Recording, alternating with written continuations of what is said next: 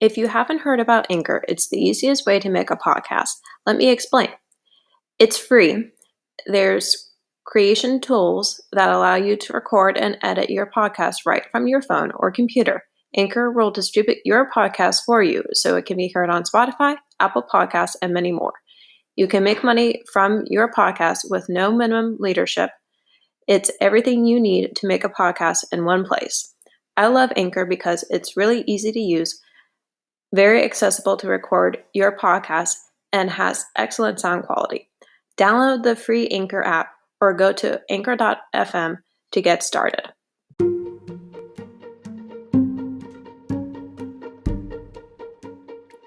Hello, I am Jennifer Lynn Purcell, aka Ever-Changing Butterfly, bringing to you a Living with an Invisible Learning Challenge, where we will discuss the challenges and triumphs of those with NLD. I don't know if you're a new listener or not, but I would like to share with you where I get most of my articles for this podcast. I've recently learned about a nonprofit that I would really like to help. It's the NVLD Project. In addition to doing research on NVLD and working to get it back on the Diagnostic and Statistical Manual of Mental Disorders, that is the DSM, they provide support groups for those with NVLD. You can find the NVLD Project at www.nvld.org. All proceeds from this podcast and the ads will go towards the NVLD project. I will include the link for this in the description of the podcast. Please go to livingwithnld.com to learn more about my podcast. Also, I would like to announce that I now have created a YouTube channel for this podcast. I will post the link for this in the description for you.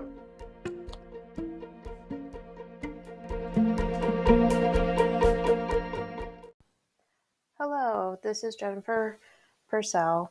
I would like to thank the NVLD Project for helping me spread the word about my safe, small Zoom group that meets on the third Saturdays of the month. The next one is on February 20th. You can find the link by going on Facebook or Instagram to Living with NLD, or you can email me or the NVLD Project at info@nvld.org for the link. And today's interview episode is Pam and Chloe. And I just wanted to introduce that before you watch the interview and listen to it. Thank you. In today's podcast, I will be interviewing Pam and Chloe. Pam is Chloe's mom. I will be asking Pam questions about how she helps Chloe with her NLD and ADHD. I'll have Chloe comment on how she feels about her parents helping her and how that affects her life. So the first question is to have you introduce yourself by giving your name and where you live. Okay, and I'd like to say thank you for having us on the show. It's a pleasure. My name is Pamela, and I'm from Stone Mountain, Georgia. And I have a teaching background, and I've worked with special needs kids in various settings. And I also have an insurance background, but I had to deal with several different people and several different personalities. So I felt like I used my psychology degree there as well. And you can go ahead, Chloe. Hi, I'm Chloe. I'm 17 years old, and I live in Stone Mountain, Georgia as well. Okay, thank you for introducing yourselves, and I'm also happy to have you on the podcast. I'm Jennifer, and you know me as Ever-Changing Butterfly, my podcast name. I have a background as a registered behavioral technician that I've worked with special needs kids and adults at schools and homes, mainly children and adults who have autism. So I do have experience in working with people who have special needs. And so the next question is, how did you feel before Chloe got diagnosed with NLD and ADHD? Um, how does it compare to how you felt after she got diagnosed? Okay, so before Chloe was diagnosed, of course, it was very frustrating, and my husband and I were, kind of confused a lot, and we just, didn't know what was going on. We didn't understand why she didn't seem to get certain things or do some certain things on her age level. Um, but after she was diagnosed, things were much clearer to us, and a light bulb went off in our head, and we were like, aha, things Mhm. started to make sense to us, why she was the way that she was and why she did some of the things that she did or didn't do some of the things that she didn't do. And it just made things more clearer for us, especially once we looked at the different parameters and different aspects of the NLD um, disability. And Chloe wants to add something here too. Mhm. It really relieved me, and the main thing that relieved me when I got diagnosed with ADHD and NLD was when I found out about special interests. So one of the psychologists who was involved with my diagnosis had a meeting with me to discuss the diagnosis. He began to explain to me how this is the reason why I'm really like fixated on certain topics and why I have a hard time transitioning and making unexpected changes. And so I no longer felt wrong for having these interests that everyone thought were odd. So now I embrace my interests unashamed because they add so much value to my life. Mm. That that makes a lot of sense to me too, because I remember having some of those same feelings too. I was definitely confused before I got diagnosed. I was diagnosed when I was 19. I'm 24 now. Um, and I didn't really know why I had the challenges with math, writing, and science, um, and social cues.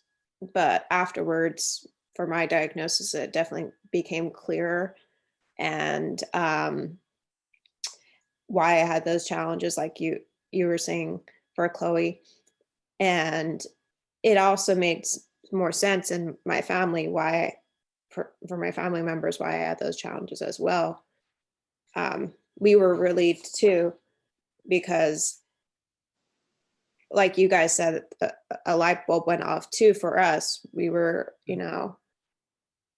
we got our questions answered, and we were able to realize um, why I had challenges with doing math, and why for me writing was so hard, where it's easier now because I've worked at it a lot, but Mhm. for the longest time I would cry just to write just a paragraph, and that's not that and not that much.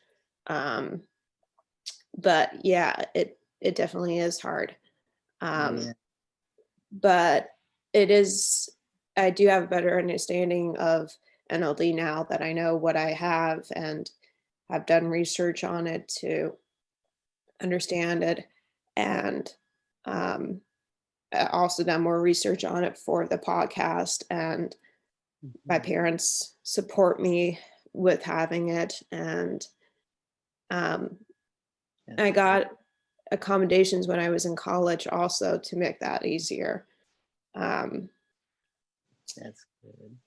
And I don't know if you guys have heard about this book, but I did read a book called NLD from the Inside Out. Mm. It's by Michael Murphy. Um, it's a little tricky for somebody for NLD to read, just because of the vocabulary. Um, but if they have somebody helping them with it when they read, it's doable.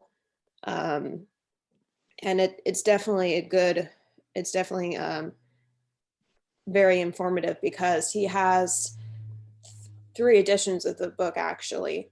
Oh, wow. The second edition of the book is easier to read, Mm. um, because it's more, the vocabulary is pretty easy. Yes. And Jen, what did you say the name of that was again? NLD from the inside out. From the inside out. Okay. Thank you. Mm-hmm. Yeah, it's written by somebody, Michael, who has NLD, and he just talks about his experiences with it, and he I would imagine it wasn't easy for him to write it, Right. but I think he had help writing it, and I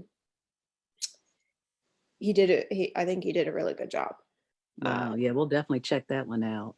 Yeah, I would recommend it. So yeah, it NLD definitely is. It's not an easy thing to have, and it has made.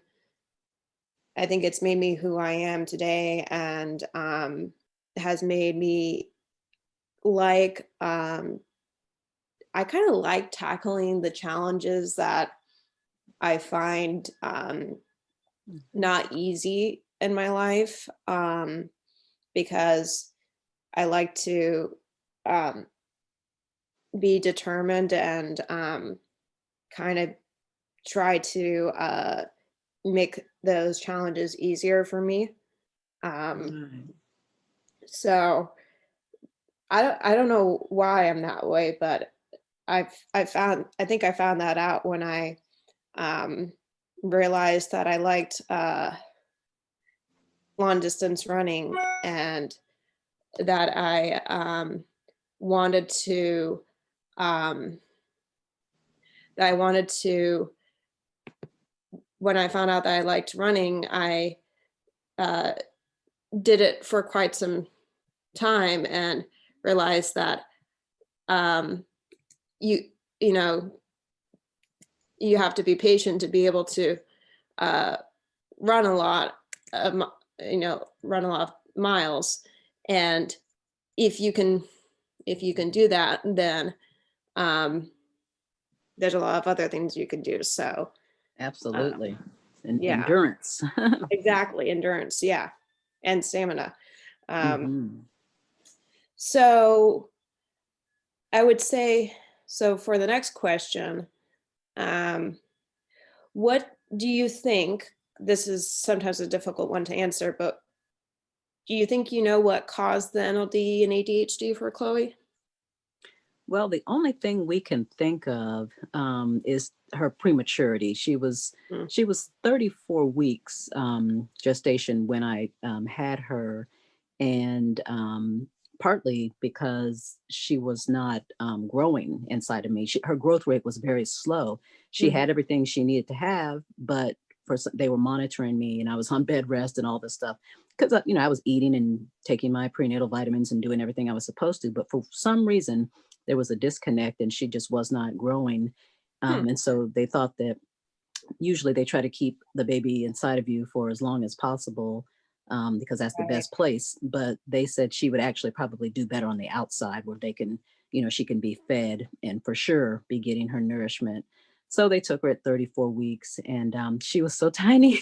She was 3.5 pounds, and she was the littlest baby in the NICU, but she was only in the NICU, neonatal intensive care unit, for a Mhm. day, and then they transferred her to the regular nursery after that, and then she was in my room.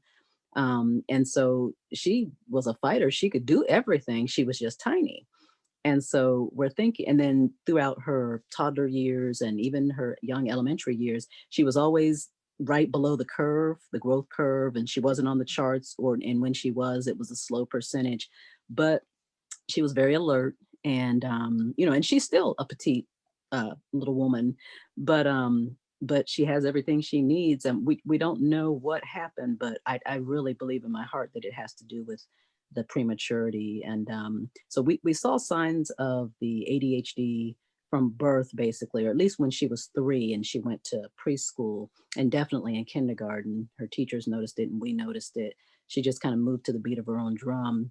Mm, The NLD, we saw signs of it. We just didn't know what it was. And we wouldn't know until she was 17, or was it 16? 16. 16, right before her 17th birthday. We right. wouldn't know that she had NLD, but we we saw the signs of it. Now that I know about NLD and the characteristics of it, and the symptoms, now I know that that's what it was. So we saw all of this basically from birth. And she walked at 15 months. I guess the average age is 12 months. She didn't walk until she was 15 months. Didn't want to give up the passy. She kind of went from crawling to walking almost. Mhm. So, the signs were definitely there from the very beginning. Yeah, I would say for me, there were definitely some signs of NLD also.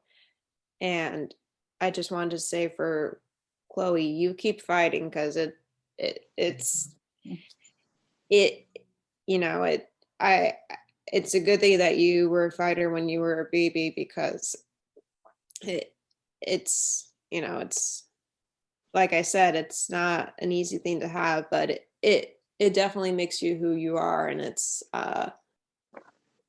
it can, like I said, I think it has made me very strong, and which is it's a good quality to have. Um, Yeah. And she actually came home in 4 days, which was when wow. I came home because of the C-section. They keep you longer. And so, yeah, she came home with me. I didn't think they were going to release her to come home, but they said it's not how much they weigh, it's what they can do, how they can function. And she could breathe on her own and do all these other things. And so luckily my mother, who's from the Midwest, she came and stayed with me for the first 6 weeks, which was good because, I was afraid, she even said, she has 4 children, and she even said she'd never took care of a baby that little before. Yeah. She was like a Uh, little doll. oh, yeah. Yeah. So I'm glad that you had all the care that you needed. So yeah, like you, Chloe, I also had signs of NLD, even though we didn't know what it was at the time because of NLD being so new. Um, my parents could see that there was something different about me, definitely. And like I think I don't know if I walked later, but I know I talked later. Um, and I definitely was writing later than most children. I think that happened around 4 years old, and they had to get bigger, longer pencils for me because pencils were harder for me to hold. Fine motor skills. Um, so that was some of the different things that they noticed before the diagnosis. Um, and when I got my diagnosis, they in college, they thought I was born with it, which I think is true because my dad was adopted when he was a baby. So we don't know much about his family because the records weren't very good back when they were adopted, or back when Right. he was adopted. So I'm pretty sure it came from his side of the family. Yeah. Yeah. um, Wow. and there are some things I see in my dad that I have in me too with the NLD. So I'm thinking, even though he hasn't been diagnosed with it, I'm just thinking he could have a little bit of it too. So, it's just because I have it, I can't not see those things. Yeah. Yeah. And I'm thinking my husband may too have some of it because he and Chloe have a lot in common. Yeah, so me and my dad do too. So they I may be wrong in saying this, but they may find out that it's genetic with maybe fathers and daughters. Yeah. And my own father, who's 82 now, Mm-hmm. he was born back in 38. So of course by 1948 he was 10 years old. He said that, when Chloe and I told our family about her diagnosis, the first thing my father's a very positive person. The first thing he said was, he said, I'm glad you guys found out, and tell Chloe to keep her head up. And now that you can take the steps that you need. And he said that a lot of his relatives, he said, coming up, I'm sure a lot of my cousins had either that or some other learning disability, but they just didn't know about it back then. It wasn't studied as much. And, they didn't have access to the help that they needed. And he said people thought that they may just be dumb or, I hate to even use that word, or just something was, they weren't trying hard enough. But he said he really does believe that they had a disability and just didn't have the help for it. It wasn't their fault, so. Yeah.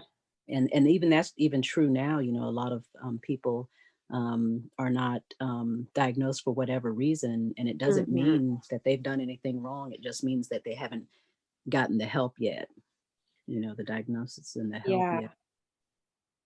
I would agree with you, Pam, that I think that's true. Also, like, I don't know if you've heard about Chris Rock, but the comedian, Yes. he was just recently diagnosed this year with NLD, and Wow. Chloe was telling me. Yeah, he for him, being the first famous person that we know about who has it, I think that's really, I don't know the right word for it, but really, it's groundbreaking. Yeah. Right. It is groundbreaking. Thank you. That would be a good word for it. That it's some contemporary person to look at, that it's like, okay, other people who are celebrities can have it too. And it's, somebody who is well known to be able to, you could say, point to and be like, okay, shed some light on it and bring some awareness to it. That's exactly. awesome. Yeah, everything happens for a reason. So I'm glad he shared that with the public. Yeah. It's going to help some people, and it's going to make maybe some opportunities, some what I want to say, some finance, some, classes, and just some education. There's going to be an opportunity for people to be educated about it. Exactly. And like you said, for him to share with the public, that must have taken some courage, because it's not yes. Yeah, he's being very transparent, and that's good. Yes, exactly. So I think you already shedding some light on the next question, but for Chloe, the differences and challenges that she struggles with because of the NLD and ADHD. Yeah, I'll let Chloe, and then I can chime in after her. Yeah. Okay. So here's one of the things. It's kind of funny, actually. I can't really answer questions correctly when I'm anxious, and I find it really hard to communicate then. And I have a bit of a funny story concerning this. So I live in Georgia, and I used to visit my grandparents in Kansas for the summer. And I went to their church one Sunday and came in contact with a man who I'd never met before. And this man had met some of my grandparents' other grandchildren, though. Anyway, so he asked me this: "Oh, are you the grandchild from Texas?" And I said yes. And I said it very quickly, even though I'm from Georgia. And I really wanted to correct myself, but I froze and I couldn't really communicate at that point. So, yep, that's what happens when I get anxious. I lie without even meaning to. Less painful that way. Yeah. Yeah, that is a very cute story. But I've also noticed with the ADHD, Chloe struggles with focusing on things that she finds boring. Like if she has to read an article, and I can remember back in third grade taking standardized testing, and I don't even know what they called it back then, but it was a form of standardized testing. And we had to read these crazy articles, and they weren't interesting at all, most of them. Right. And so I could never remember, and I'm a good reader, but my, what I want to say, my recollection of it, comprehension, if it's not interesting to me, and Chloe's the same way, we can't remember. But yeah, so she struggles with that. Now, if it's interesting to her, she can almost spit it out verbatim, what she read. She's always telling me facts about this and that. And I'm like, how do you remember all these things? But she does have a hard time focusing on certain things. And for a long time, she had issues with time management. But with the help of occupational therapy, which we just started doing about it's almost been a year now, and also, psychotherapy, with her therapist, she's been doing so much better managing her time. And one of the things she does is with her ADHD, she fixates on things. Sometimes that's, that could be good or bad. Mm-hmm. It's hard to pull her away from things that she really enjoys. So, when she might be needing to do something else, but at the same time, she learns a lot from the things that do interest her. But with the NLD, I would say she has difficulty with her visual spatial Right. issues.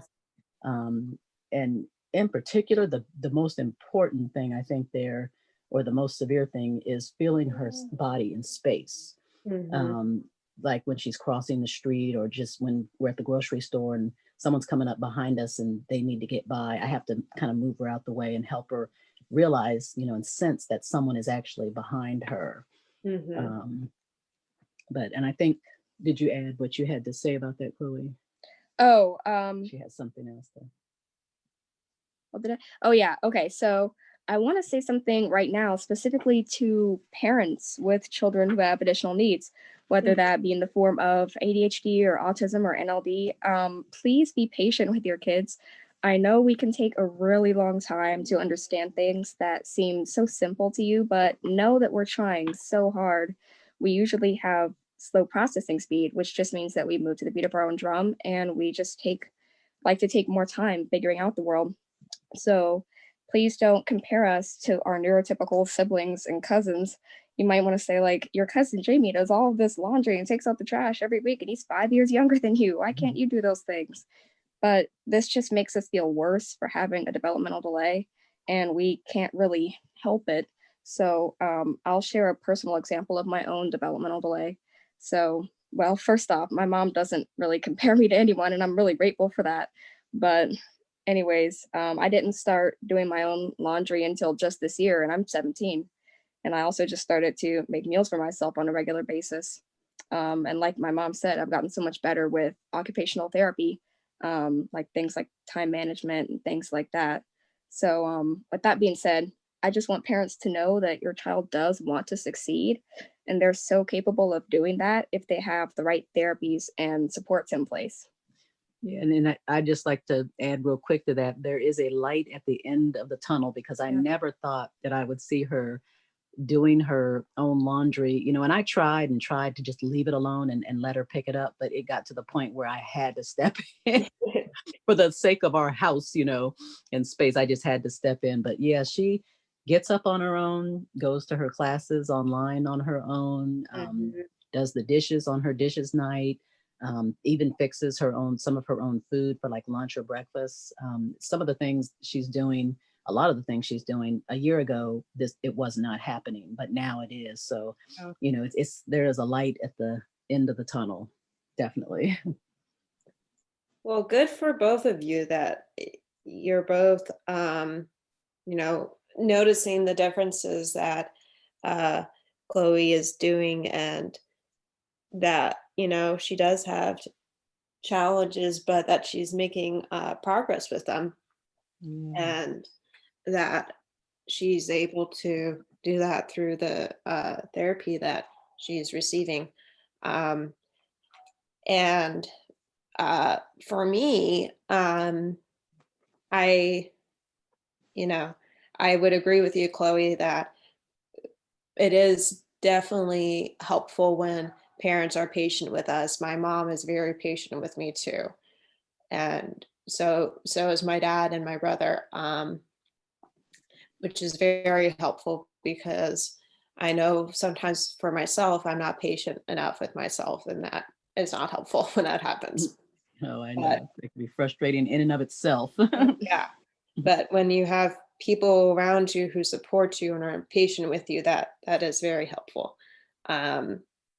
So I also did have some issues with time management, but I got better at that because before college, I was homeschooled in an online charter school. And we used to travel quite a bit. And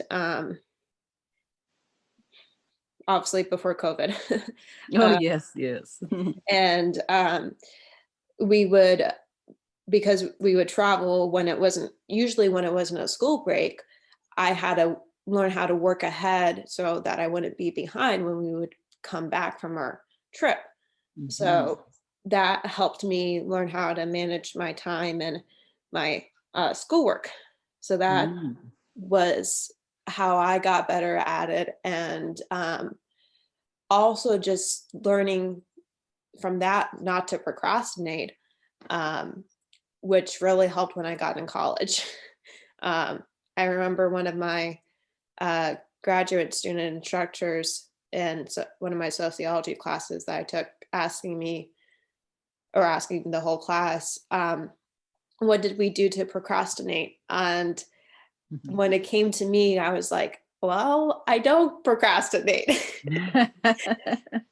And I laughed too after saying that. And it was, I had a big smile on my face when I was saying that. And he was like, he looked at me and was like, really? You're the first student to say that. I'm like, I know. Um, I mean, Wow. I have a good reward system. When I'm done with my homework, I, do something fun. I take my dog for a walk, or I um, watch Netflix, or, I reward myself Mhm. because I finished my work. Um, so, Yeah, um, that's good. yeah. Um, and usually I do the hardest subject first because I know that's going to take me the longest. That's good. I'm all for that. And then I do the easiest last. I don't know if that's at all what Chloe does, but that's what Yeah. I usually did. Um, Yeah, and I've definitely encouraged her to do that, and I think she yeah, has been lately. yeah, it's a good way to go about it because then you have the most energy for the hardest. Right. Um, Exactly. yeah, so that's why I did it that way.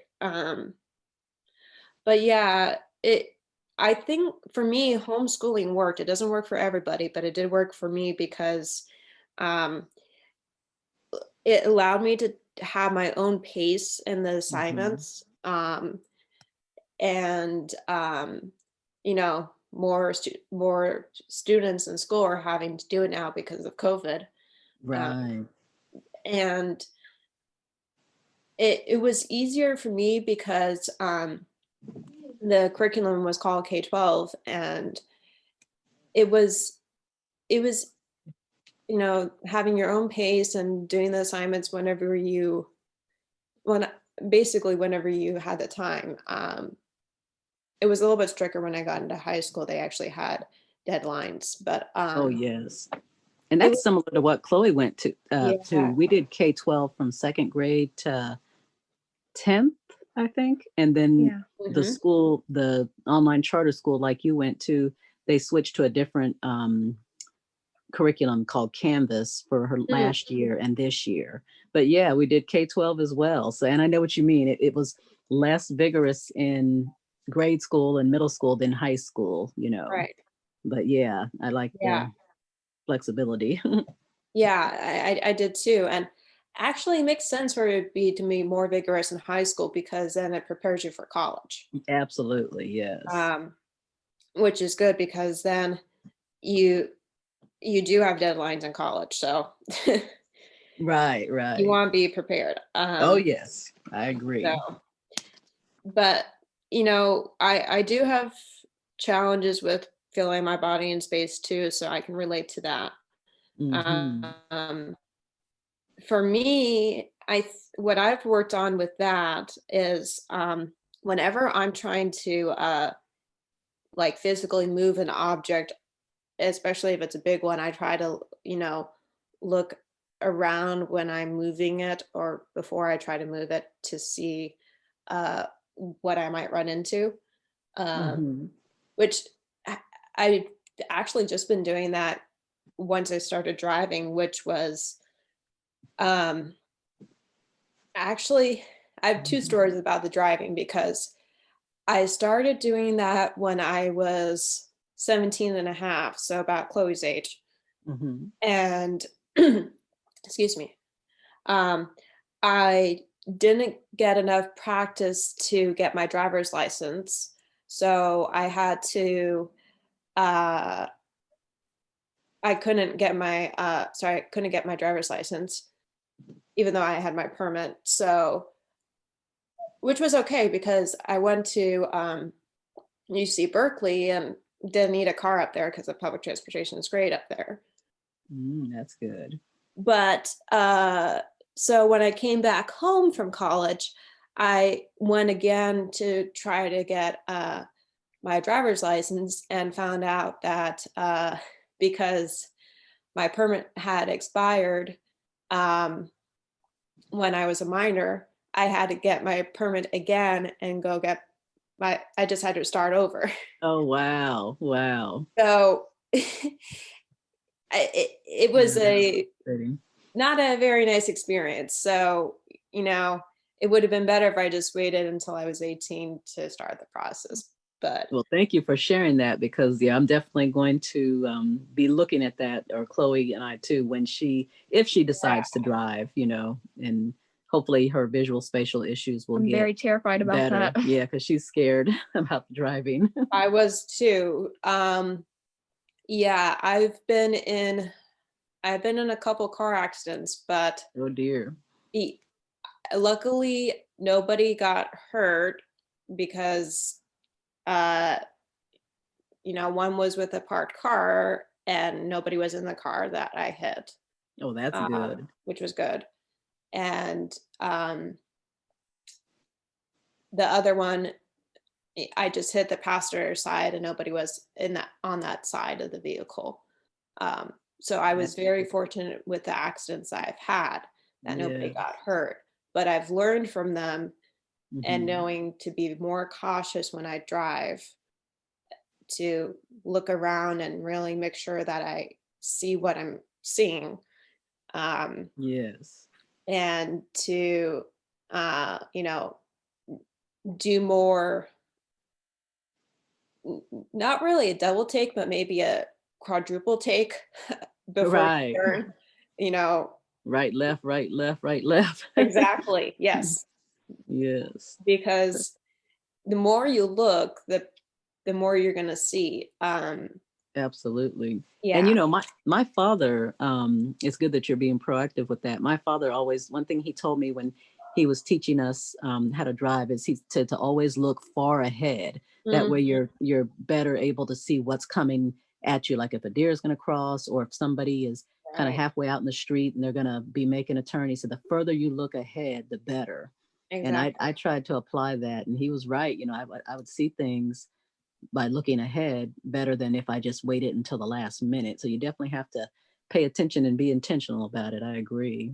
Yeah, I would agree with you with that too. And I haven't been driving during COVID because I can carpool with my parents, because I've been working at their nonprofit. Okay. Just because it's safer to work with them than, work at a place where I might be coming in contact with other people. Right. That's good that you have that opportunity. That's awesome. Yes, it is. I'm very fortunate to have that. So, and I save money on car insurance because of having a really expensive one with the car accidents. Oh, yes. But,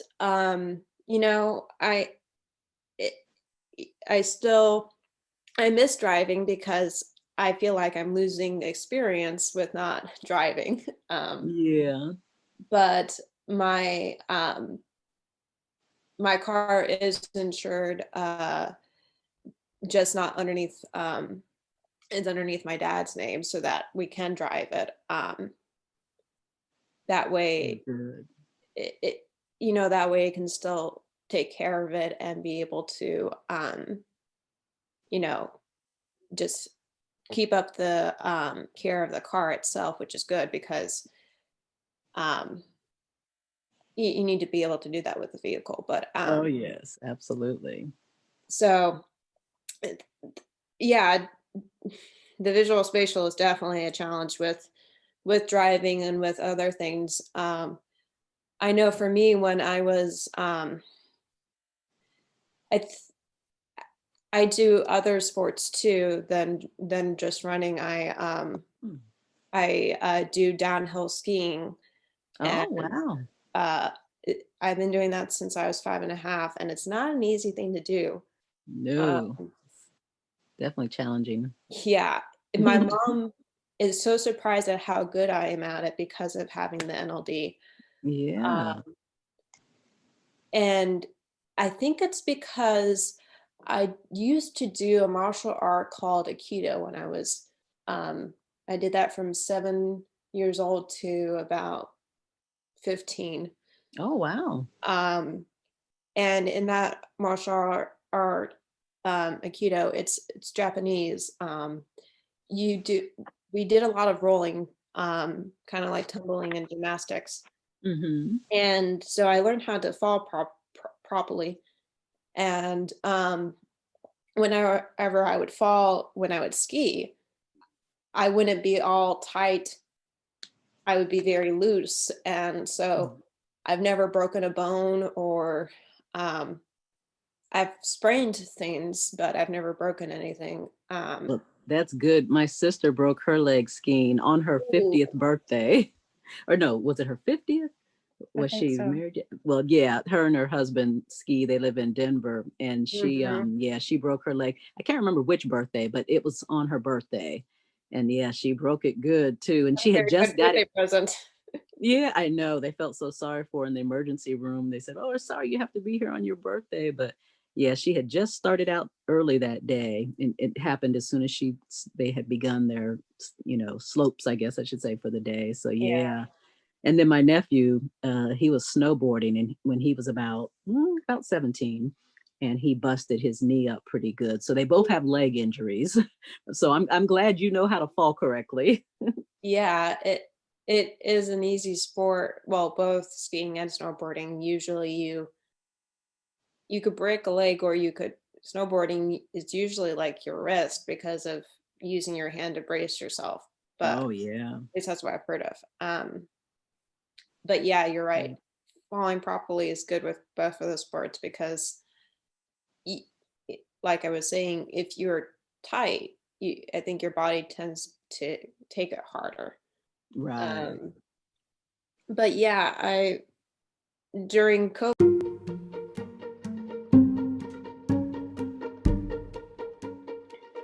As I wrap up, there are some things I would like to share with you. I do have a website for this podcast. It is called livingwithnld.com.